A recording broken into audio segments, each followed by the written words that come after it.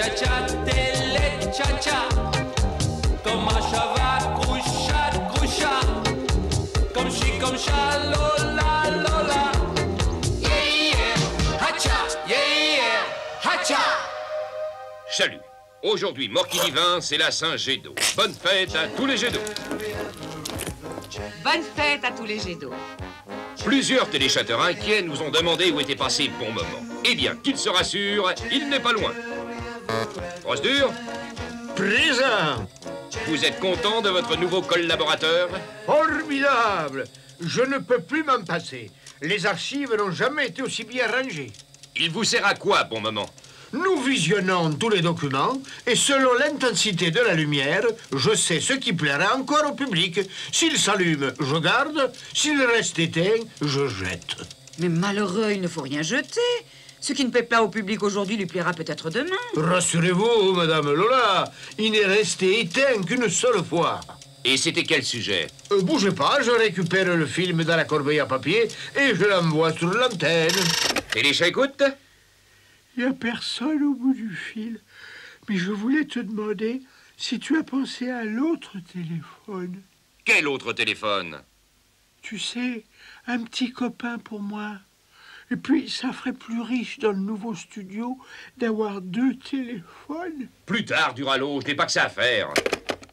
Quand vous voulez, Brosdur.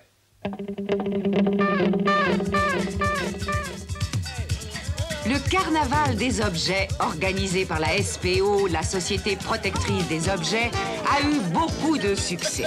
Le soleil était de la partie et les déguisements des choses qui ont défilé sous une pluie de serpentins et de confettis étaient encore plus spectaculaires et chatoyants que d'habitude.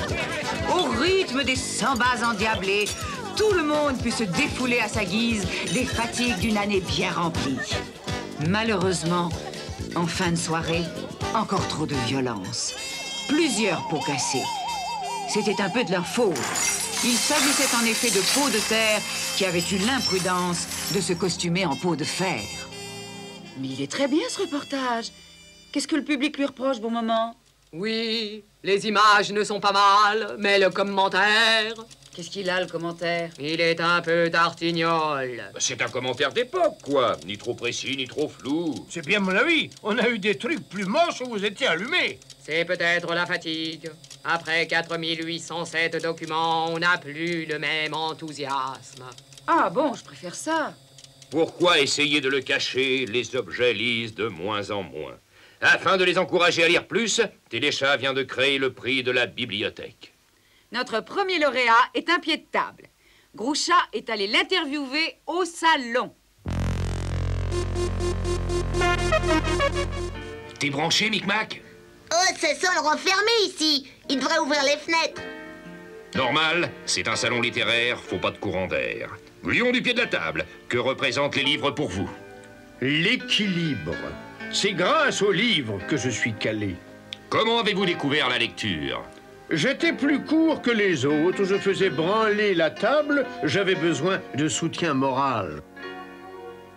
Qu'est-ce que vous préférez pour vous appuyer? Les romans ou les bandes dessinées? La poésie.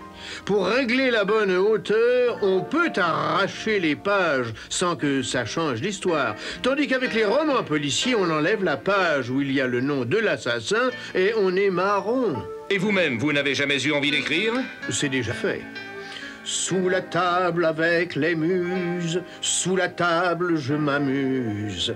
Quand elles relèvent leur nappe blanche, je dois m'accrocher aux branches. Oh là là, ça il l'a vraiment écrit avec son pied. Bravo, gluon du pied de la table. Je vous souhaite une longue carrière littéraire. Chalut, à demain, si on veut bien. Chalut, chalut, à